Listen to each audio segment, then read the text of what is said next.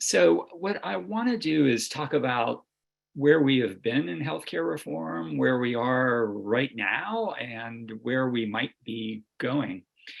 And my intention is to leave time at the end for Q&A, because I'd love to hear your thoughts on this. So I will take questions at the end. I won't take questions during the talk, mainly because I'm easily distracted, as people, my former students, some of whom are on this Zoom call know. And so if I take questions during the talk, I will veer even further off course than I'm going to anyway. All right. So should we think about the Affordable Care Act? How do I think about it as a political scientist? Well, I'm going to divide it up into eras a little bit, because that's one of the things we like to do in social sciences. And I'm just going to say the first decade of the Affordable Care Act is summarized by this cartoon right here. It was essentially a stalemate. Neither Democrats nor Republicans got what they wanted during the first decade following the Affordable Care Act's enactment. Democrats were well aware of the limitations of the Affordable Care Act. They saw it as a starter home. They wanted to build on that starter home. They wanted to address the myriad problems and shortcomings with the Affordable Care Act, and they weren't able to do any of that in the first decade. Republicans, meanwhile, wanted to repeal and replace the Affordable Care Act, wanted to get rid of it and put something in its place that looked more like a Republican healthcare plan. And when Donald Trump was elected president in 2016 and Republicans moved forward on repeal legislation in 2017, they were hopeful that that would happen with majorities in the House and the Senate. And of course, that failed. Repeal imploded. And so they didn't get what they wanted during the first decade. And so really the ACA for about a decade was just kind of stuck in time, stuck in its 2010 incarnation. And it's worth saying that it didn't have to be that way. And it's hard to recognize this with our contemporary eyes. But if you take, for example, the Medicare program, there was lots of conflict and lots of partisan conflict over Medicare before it was enacted in 1965. But after Medicare was enacted, that controversy faded. And a lot of the partisanship on Medicare faded.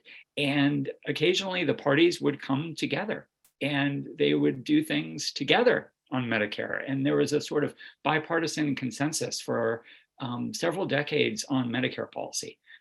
That did not happen with the ACA. This is what bipartisanship in Congress has looked like in the ACA. It's a unicorn. It doesn't exist.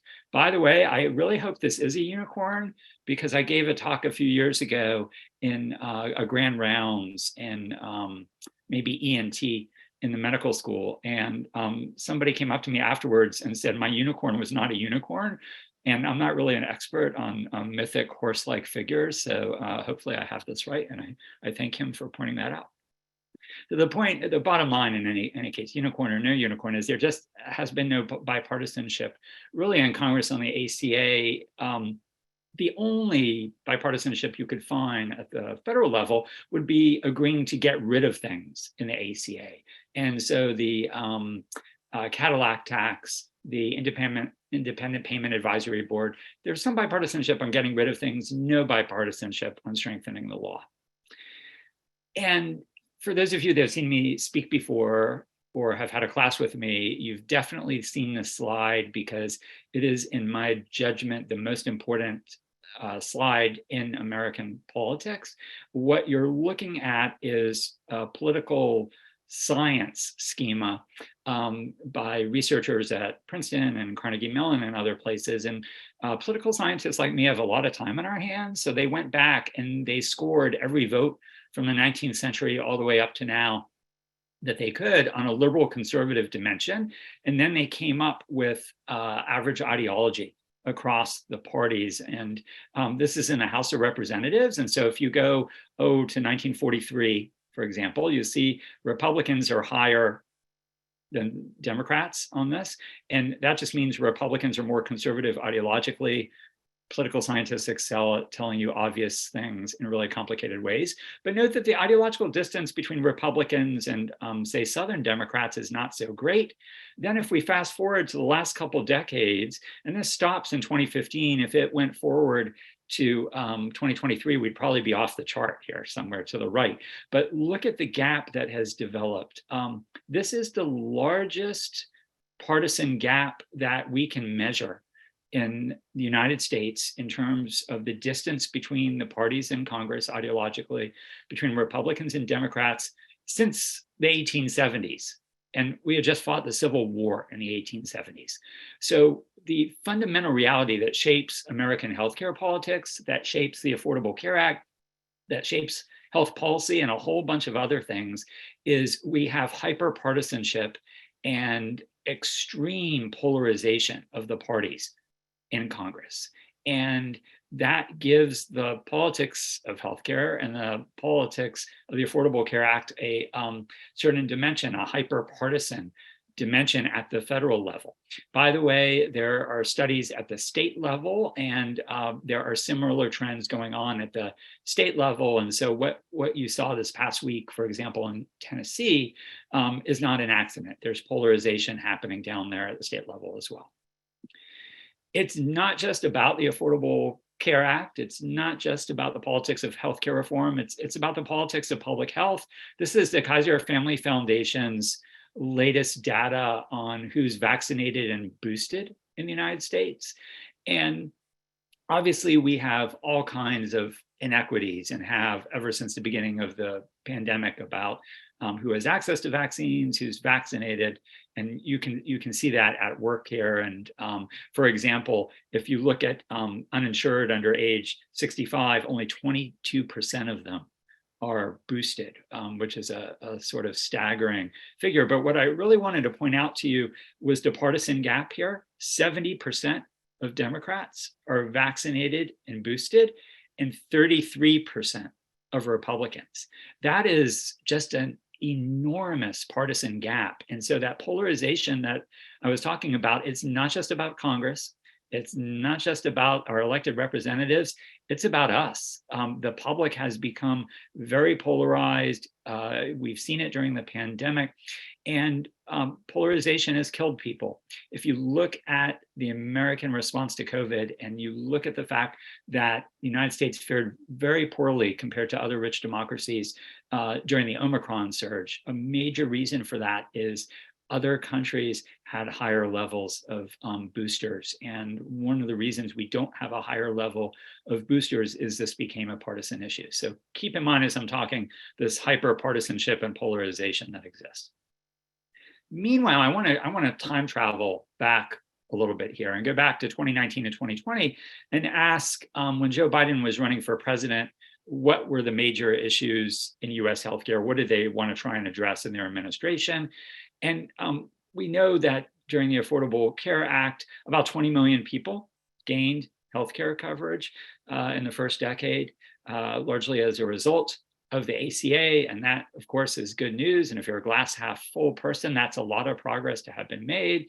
If you're a glass half empty, you would note that there's no other rich democracy in the world where I can give a Zoom talk on a beautiful day and say, I've got great news for you. We still have about 30 million people in our country without health insurance. So obviously still a ways to go on that road to universal coverage. Another issue, of course, that the Affordable Care Act has had is affordability.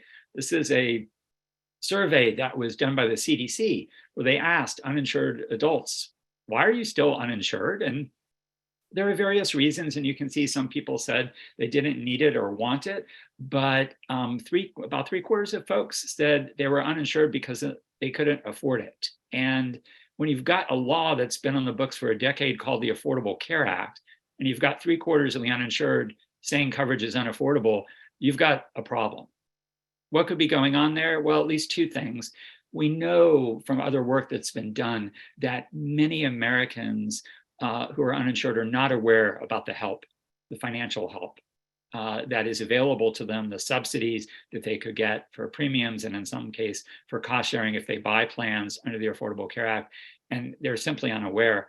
But there's something else going on, which is if you're in a state that expanded Medicaid, and if you're fairly low income and qualify for a lot of subsidies, then the ACA is a pretty good deal for you. But if you're not, and in particular, if you're middle income and you don't qualify for much in the way of subsidies, then the plans you can buy under the Affordable Care Act really are not that great in terms of the comprehensiveness of their coverage financially. You have high premiums, in many cases, high deductibles, lots of co-payments. And a lot of Americans have looked at those plans and said, it's just not worth my while. And certainly in 2019, 2020, this was a major issue. Oh, one other thing I wanted to point out, let me get back a slide, is before the pandemic, remember, this is before the pandemic, the uninsured population was going up. Normally, we would expect in good economic times it would go down. It was actually going up. So we had an issue even before we got to COVID. As we're talking about the uninsured, of course, you all are familiar with the fact that we are two Americas. The America that had states that expanded Medicaid eligibility under the Affordable Care Act, and the America now comprised of 10 states that haven't. And you can see the difference in the uninsured rates in those states. It's about twice as high in the states that have not expanded Medicaid eligibility. And again, coming into the 2020 election, this was a major issue. We talk a lot about the uninsured, but we probably don't talk nearly enough in health policy about the underinsured. And while the Affordable Care Act, in my judgment and many other people's judgment, did a lot of things to reduce the uninsured population, it has had much less of an effect on the underinsured. And the standard, if you look at what the standard plan is in employer-sponsored insurance today, and those of us who've been doing this for a while, if we were to compare it to what the standard plan was 10 years ago, 15 years ago, 20 years ago, 25 years ago, it looks very different. High deductible plans have become the standard in the employer market. And it has helped to drive up the number of Americans who are underinsured. And there are, of course, many Americans who are one illness away from discovering that their insurance plan that they get from their employer isn't really that good. So underinsurance, another issue. And then if Jeffrey had rationed me, and maybe you should have done this, Jeffrey, and just restricted me and said, John, you're only allowed to show one slide. We have a new rule in HPM. We have, particularly during this Zoom era, people can't take any more PowerPoints. So you're allowed one slide. I would have said, that's fine, because I can talk, as my friends will tell you, I can talk for a long time without slides. My students will tell you that too. So, but if I could only show you one slide, it's this. And it's a reminder that for all the progress we have made, and we have made a lot of progress over the last decade with the Affordable Care Act, the fact that Americans are no longer subject to insurance discrimination on the market, the fact that we covered about 20 million people, the fact that millions of Americans for the first time in their adult lives can afford coverage because of the financial assistance. For those and many other reasons, you can absolutely say we've made a lot of progress in the last decade. But if you think we've fixed everything in US healthcare, then I would suggest looking at this slide, because there still are, there's something fundamentally wrong, something fundamentally broken with the ethos of American healthcare. This is from early in the pandemic, and was a story. And what out in California, what happened is there were some hospitals out in California who wanted to transfer COVID patients in to hospitals in Los Angeles, because the hospitals in Los Angeles were bigger, they had more resources around COVID. And several of those hospitals in Los Angeles refused to take patients. And the reason, why did they refuse to take them? Because they were Medi-Cal patients, which is California's version of Medicaid, or because they were uninsured.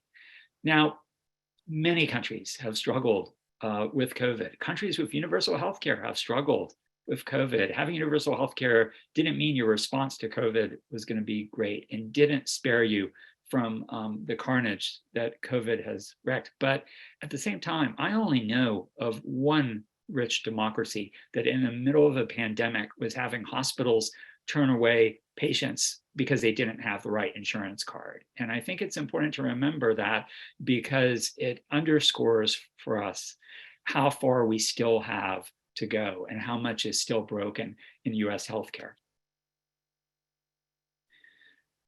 Briefly on spending, you all know we spend a lot by any measure, and obviously in the 2020 campaign, candidates talked about doing something about healthcare spending, and there is, of course, good news, which is the rate of growth in healthcare spending has been declining, and it's remained fairly modest, even though we cover 20 million people. You can see the bump up there after 2014, when the major coverage provisions of the Affordable Care Act went into effect. But overall, the spending growth in the last decade has been much less than virtually anybody predicted, including official government actuaries. And so the Affordable Care Act is less expensive than we thought it was going to be. Medicare is less expensive. Medicaid is less expensive. Employer-sponsored insurance is less expensive, and that's good news. It's less of a stress on the federal budget, on the state budgets, on employers, on workers. That's all good news. At the same time, our base is so high that even though the growth rate has slowed, it's not as if we have cured the healthcare spending problem and we can go home and claim victory. Healthcare costs are still a major issue in the United States. Still a major budgetary issue for the federal government, which I'll talk about later. Still a major budgetary issue for the state government. Still very difficult for many employers and workers to afford. So there is a silver lining here, but it comes on top of some gray clouds. All right. So what about the Biden administration? What did Joe Biden say he was going to do when he ran for president, and what has he actually done? So if you think back to the 2020 campaign, and I know I'm a political scientist, so I'm supposed to like elections and campaigns, but I'm barely recovered from 2020. I can't face the fact that we're having one in the next year. I'm going to just ignore that reality. But if you remember back to 2020, Joe Biden had a healthcare reform plan that had a handful or so of major aspirations and policies. One was to open Medicare eligibility up to people age 60 and older, and so move down from 65, to create a public option, a Medicare-like new government plan that the uninsured and insured persons who didn't like their coverage could join. And that, of course, was a big focus of the Democratic primary debate back in 2020. Wanted to close that Medicaid coverage gap that we know a lot about here in North Carolina, make the ACA more affordable, so address in those two policies, address the problems we just talked about with affordability and the fact that many states haven't expanded Medicaid eligibility, and then do something about prescription drug prices. Now, if you think about the first, how many years in are we? 2.5 years, something like that, of the Biden administration, and you take the top two bullet points, which were the ones that really got more attention during the 2020 campaign, and you were to say, how much progress has there been on those two policies, creating or enacting a public option and extending Medicare eligibility to age 60, how much progress has been made on those two policies? I would estimate it roughly at 0. We could have some of the economists on the call run some regressions on this. It's 0. There's been nothing has happened. Like literally nothing has happened. There's been no progress. Now, why is that? They didn't give me a job in the alumni talk of making you all any more cynical than you already are. So I don't want to add to cynicism. I do want to suggest that maybe candidates don't always do everything that they campaign on. And sometimes they say things that really are less concrete proposals and they're more aspirational. And that's true for Democratic presidents and Republican presidents. Their presidencies don't look exactly like what they campaigned on.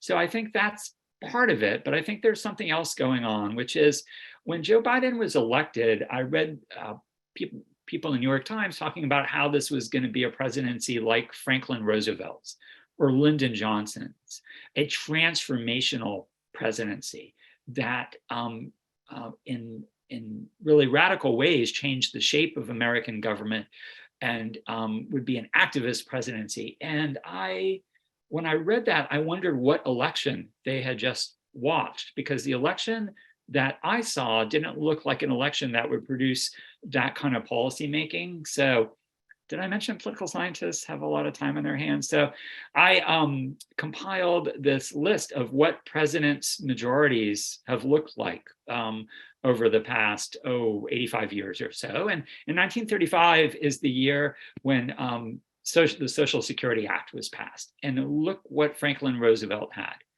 322 Democrats in the House. Remember, majority is 218. In the Senate, 69, plus the 2 independents mostly voted with the Democrats. So never mind super majority, it a super majority. So that was the New Deal, Social Security and all those programs. What about when Medicare was enacted along with Medicaid in 1965 and the Great Society and the War on Poverty? Lyndon Johnson had 295 Democrats in the House, 68 in the Senate.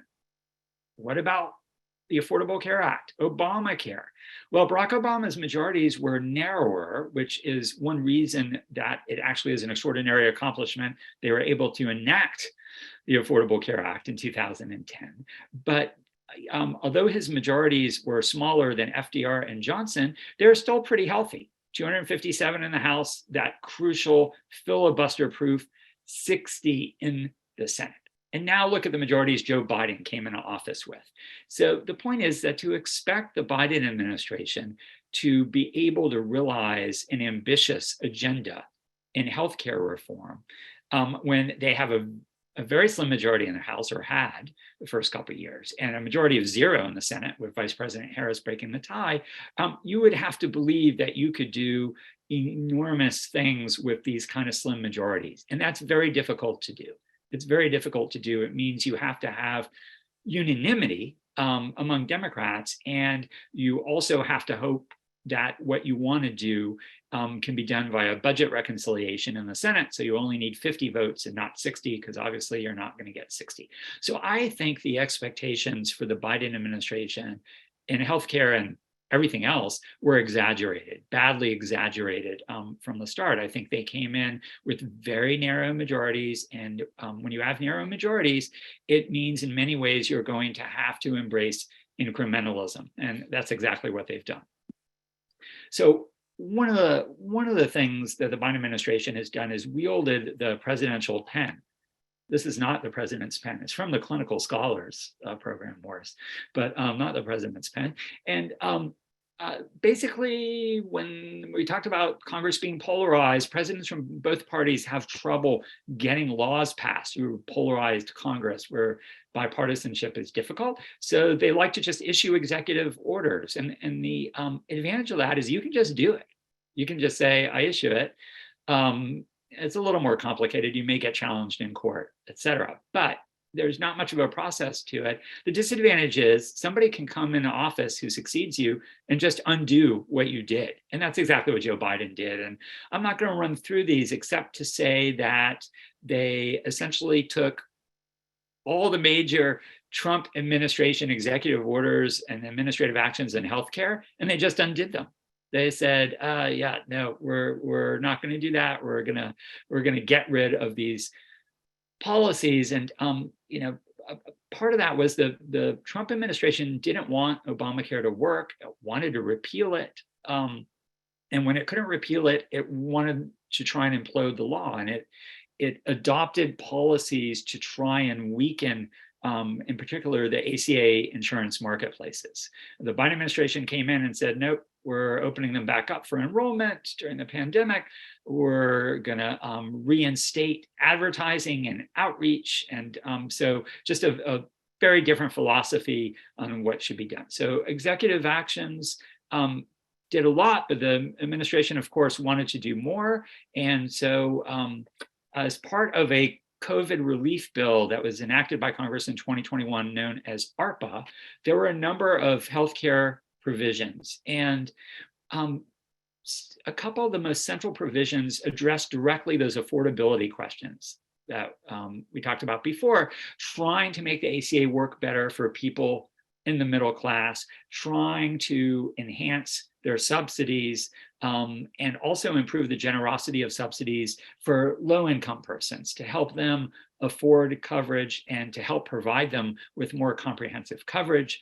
There were other things in ARPA giving new money to states to try and bribe them to expand Medicaid eligibility, and this extension of Medicaid postpartum coverage from 2 to 12 months, extremely important given the rising maternal mortality rate in the United States.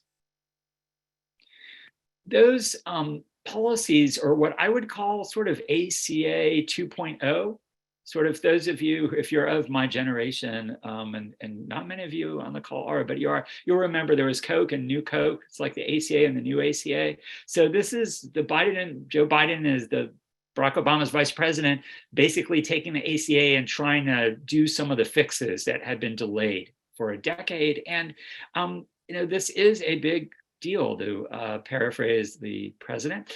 If you look at the subsidies and the value of the subsidies, and this is some data from the Urban Institute, and you can see the yellow is what people would pay if we got rid of the subsidies, what they would pay in terms of premiums, and so the blue contains the subsidies that were adopted, and you can see they're worth a lot of money to people. And particularly in the lower income levels, that financial difference really, really does matter. The plan to bribe states to expand Medicaid eligibility really hasn't worked out that well. Until very recently, there had been no legislative action to expand Medicaid eligibility. It had come through voters, through ballot initiatives and referendum, and wherever Medicaid expansion has been on the ballot, it has passed. Wherever it has been, it has passed. But of course, not all states have an initiative or referendum process, and I've been waiting 13 years, almost 13 years exactly, to say these words, which is North Carolina, as you know, has expanded Medicaid eligibility under the Affordable Care Act, which is a wonderful moment for the state and exciting. And you can see North Carolina shaded blue here. I want to point out, though, that we still have 10 states who have not expanded Medicaid under the ACA. Wisconsin's kind of a funky case because they already have Badger Care. And those states are predominantly in the South. And in particular, Texas and my home state of Florida is still where a lot of the uninsured live in the South. And there are tremendous implications for health equity because Black and Hispanic Americans are disproportionately impacted by these 10 states not having expanded Medicaid eligibility. This is really, in a way, a shocking slide. And so let me say two things about this. One is there evidence that the Biden administration's policies around the Affordable Care Act are working and that it's helping to reduce the uninsured rate? Possibly, yes. You can see here some data just going to the first quarter of 2022 of the uninsured rate coming down, and some of that could be the law that was passed in 2021 and the enhanced subsidies. Some of it could be other policies that the administration has pursued around marketing and enrollment and so forth. But the reason this slide is shocking is that when COVID hit, a lot of health policy analysts, including me, were terrified that we were going to have a significant increase in the uninsured population because the economy shut down. Lots of people lost their jobs. You know the story. And what's extraordinary is during the pandemic, not only did the uninsured rate not go up, but it actually went down. That is a remarkable, absolutely remarkable outcome.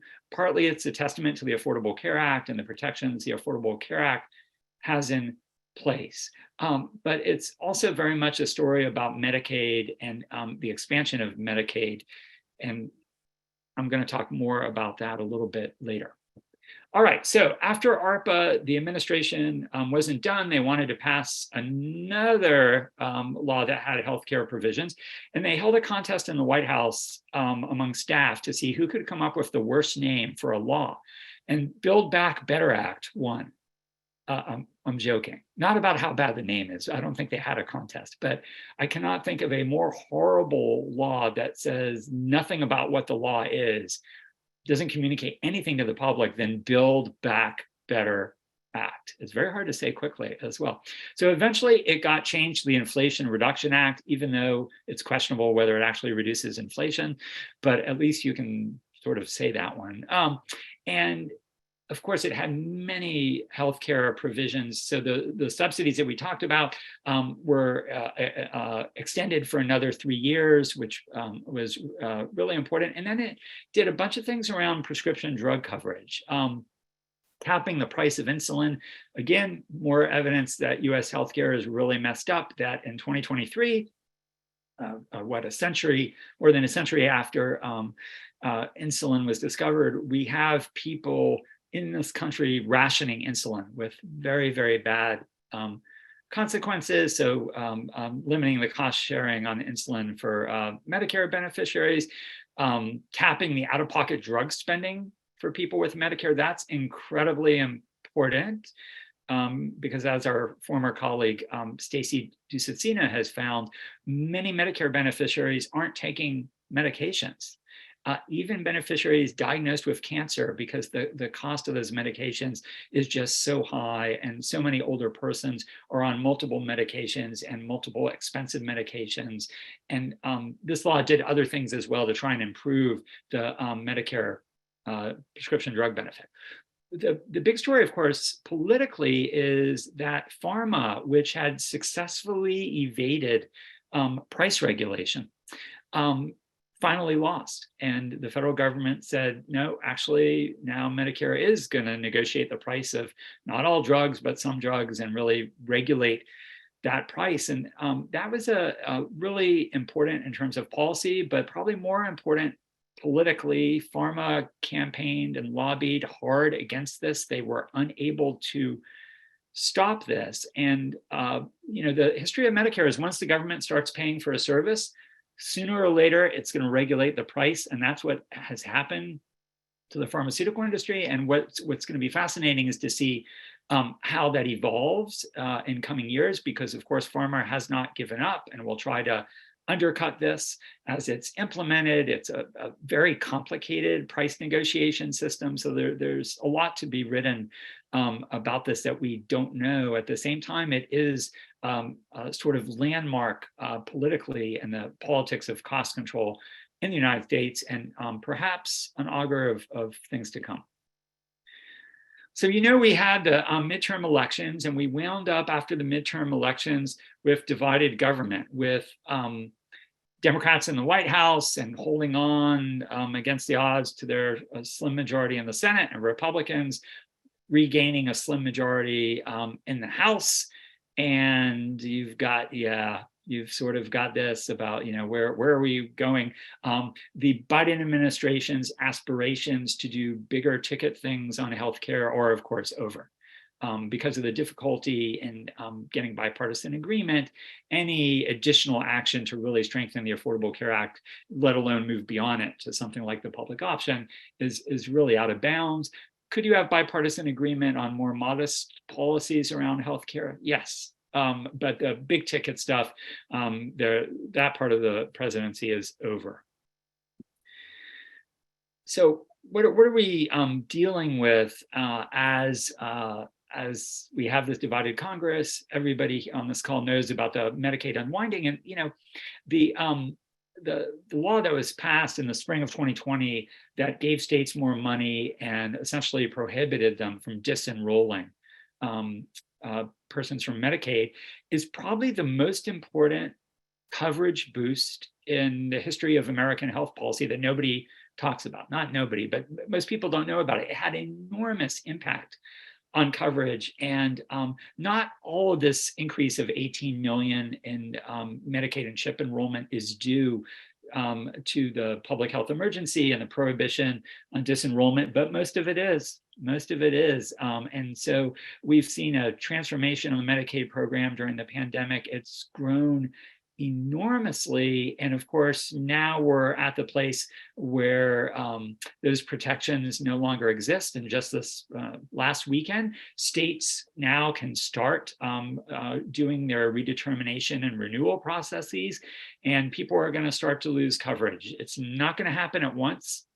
It's going to be a difficult story to follow because the states have a lot of flexibility in the timing of this and how to handle it. And each state has their own plan, but it has started and is a great challenge for the Biden administration. The government itself estimates that if you look at what's going to happen to Medicaid enrollment, that Medicaid enrollment is millions of people are going to lose coverage.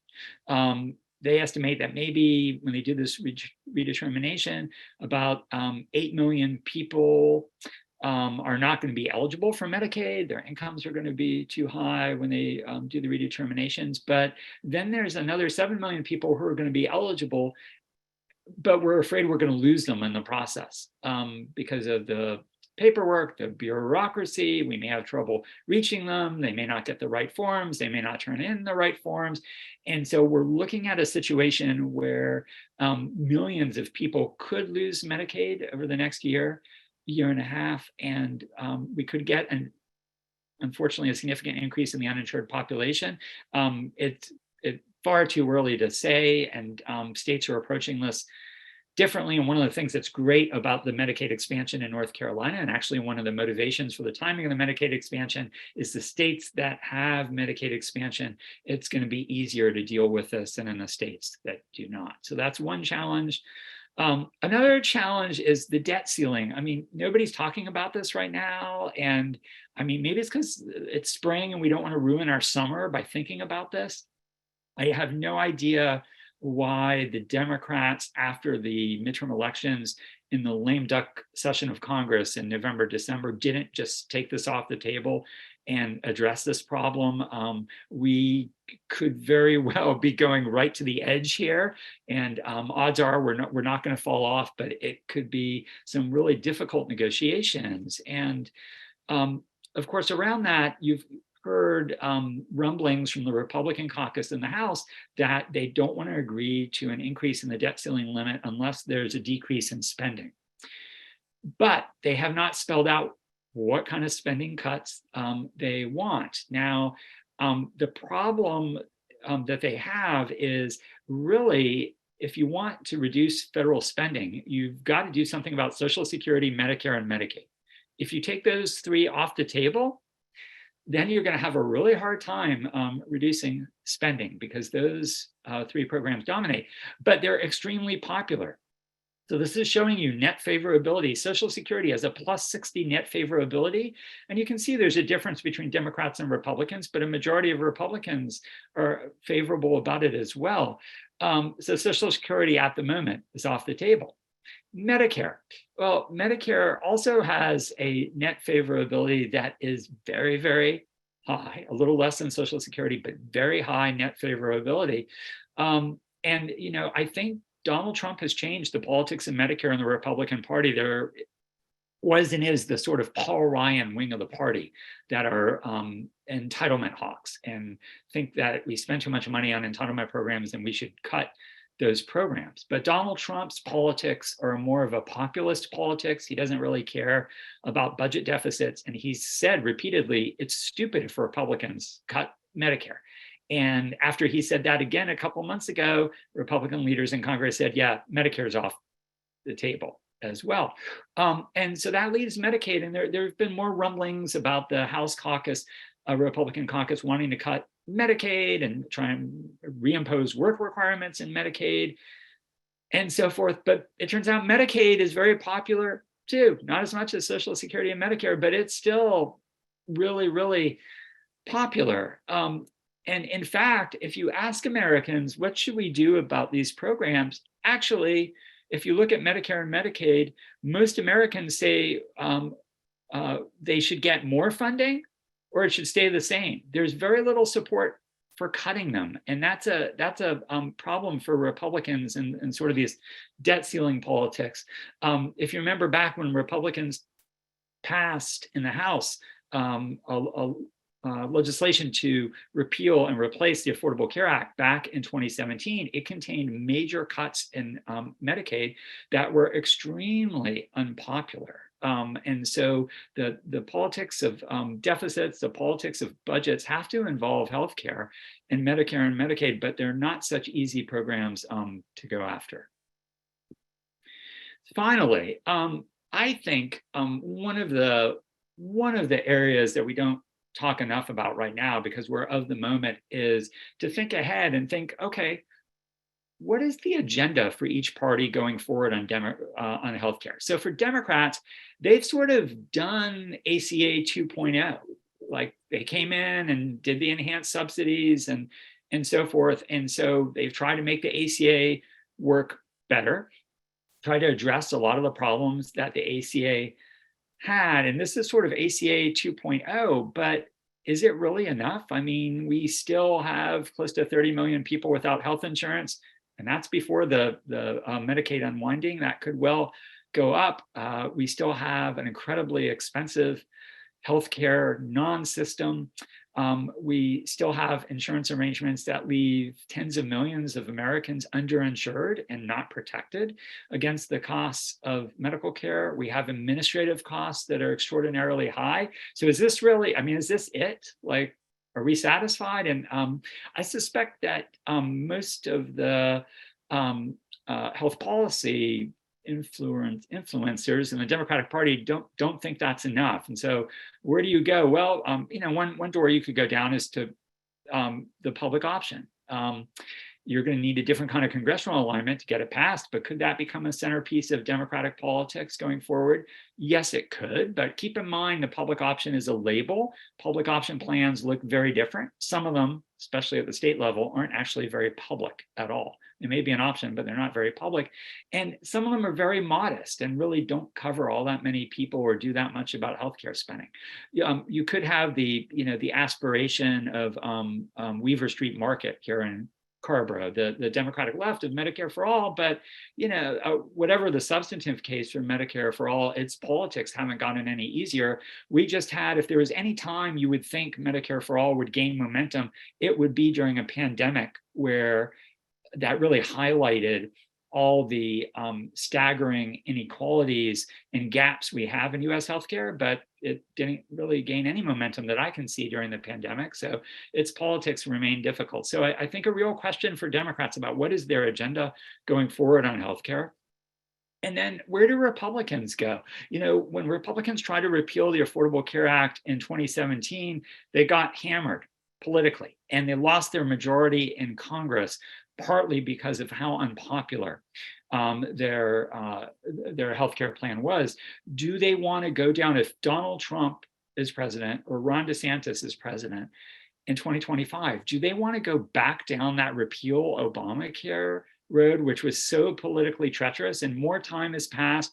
Obamacare is more rooted. More people have benefits from it. More states have adopted the Medicaid expansions. The Republican leadership in the North Carolina legislature, I do not think would be very happy with Republican efforts to try and overturn the Medicaid expansion. So do they really want to take up that again? And then what is the Republican plan on healthcare? I don't know. And I don't know because they don't know. There is no kind of consensus plan out there. You can look at what the Republican Study Committee did a few years ago, and it contains policies you would expect, loosening up the ACA's regulations and mandates and reducing its taxes. And you can think about those kind of things. But again, they couldn't agree on a plan in 2017, really haven't debated one since. So what is the Republican agenda on healthcare? Is it an agenda in reaction to the ACA? So even if we can't repeal the ACA, maybe we focus on chipping away at it. I don't know. And I'm not sure that the Republican Party has a good idea. So in short, I think both parties really have a conundrum here about where to go in healthcare next. And that brings us to 2025 and the crystal ball and who's president in 2025 and what does Congress look like and what's possible. And the only difference between political scientists and fortune tellers is that fortune tellers are right a higher percentage of the time than political scientists are. So I'm not going to make a prediction about that, other than to say we've got a lot of interesting twists and turns ahead of us. All right, I am going to stop there and take questions. And Jeffrey, how do you want to do? So let's have them enter the questions in the chat, or either raise your hand and I'll identify you that way. But we've got one question in the chat now, John. It's let's see. As you may know, U.S. territories are treated differently when it comes to Medicaid due to their political status. This includes a lower FMAP and caps and reimbursement. I'm trying to scoot down here. Yeah, for Puerto Rico. Yeah, but yeah, John, what would you say? Armando, yeah. I wish my wife was giving this talk instead of me, because she actually studies and has written on Puerto Rican healthcare system, and I think the circumstances there are very difficult. This is a function of the fact, as you're pointing out, that Puerto Rico is in this quasi status, really a quasi-colonial status in a way, and Puerto Ricans do not have full rights, and statehood would absolutely be a better way to address this than trying to finagle with the FMAP, but of course politically is not feasible at the moment. Maybe it will be down the line, but you're right, the situation with Medicaid funding there is unstable and not right. Thanks, John. Mark Merrill, you have your hand up. Yeah, excellent presentation, Johnathan. Thank you very much. Could you comment on your reaction to Biden's plan to improve the financial solvency of Medicare, which he has unleashed? Yeah, so I think the plan that they released largely made sense, and it had, it incorporated higher taxes and so forth. And the thing is about Medicare. About Medicare's financial fortunes is we've been worried about Medicare, quote unquote, going bankrupt since 1970, literally as the first time people did it. And people, I used to assign this article to my students that said, people have long recognized that Medicare is unsustainable. And I found that hilarious, because I have a twisted sense of humor, but also because if people have recognized for decades that Medicare is unsustainable, but it's still here, at some point, shouldn't we recognize it is sustainable? So I think the Medicare solvency is less about policy and more about politics. And this is where the polarization comes in though, Mark, because in the past, if you look at say the early 1980s or the mid 1990s in the Clinton administration, Democrats and Republicans actually compromised and came together to enhance Medicare's solvency. Could they do that again in 2025, given the hyper-partisanship and the polarization? I think that's the question, and it's not impossible, but it's going to be harder. And I think it gives the politics of Medicare financing a sort of different shape than it had in the 80s or 90s. Thank you. So, John, the next question is, which type of public option do you think is most politically feasible and likely to pass in the future? That's a good question, Sonia. I have like 20 student papers to read on the public option. And if you would like to read them, then for me, it would save me time and you would get a view of which public option. Short of that, I would say there's a trade-off between substantive desirability and political feasibility in American health policy. And there has been for a long time.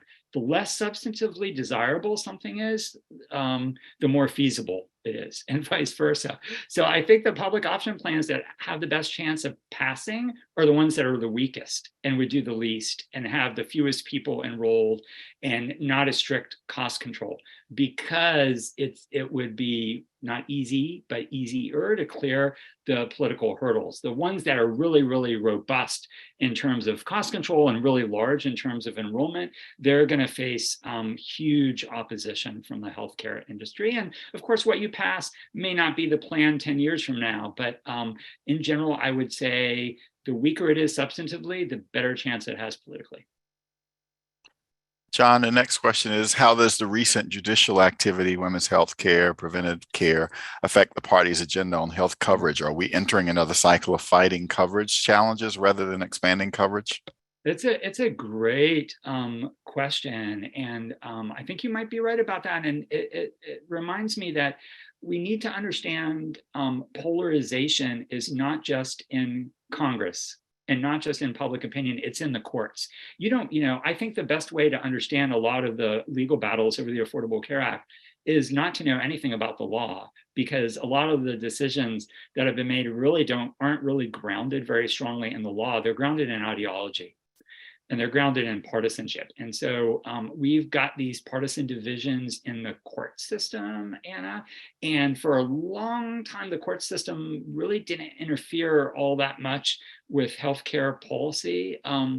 And I think those days are over. I think we're going to a period where the courts are going to be more engaged. And you can see that obviously in light of Dobbs and the politics of reproductive health and the other issues around prevention in the recent case out of Texas that you mentioned. Next question: if we're losing, hold on, if we're losing 8 million participants due to expansion and gaining roughly 7 million new participants, can you help explain this initial phase before Medicaid expansion becomes more helpful long term? I'm not sure. It may be, Cecilia, it may be referring to the chart from the government, which is not that we're gaining 7 million people, but just showing where the sort of existing people that are in Medicaid as a part of the not doing the redeterminations, where they're going to fall. And about half of them aren't going to be eligible for Medicaid anymore. Another half will stay eligible, but we're afraid we're going to lose them for administrative reasons. Do you see the COVID-19 emergency ending having any major implications outside of Medicaid enrollment?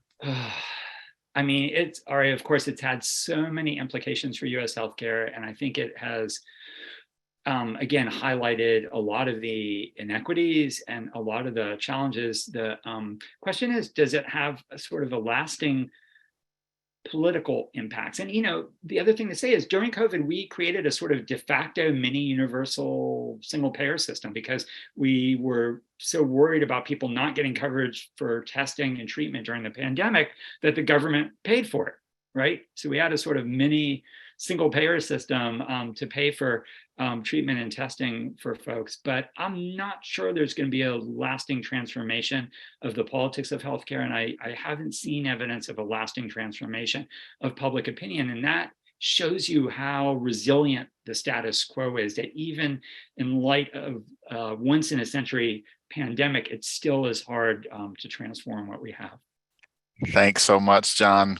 Thanks, Excellent John. presentation. Thanks to everybody for coming. The recording will be made available. John has consented to us being able to share the recording, and so that will be coming. We also want to make you aware, and I'm posting in the chat, the retirement celebration for Morris on June the 2nd.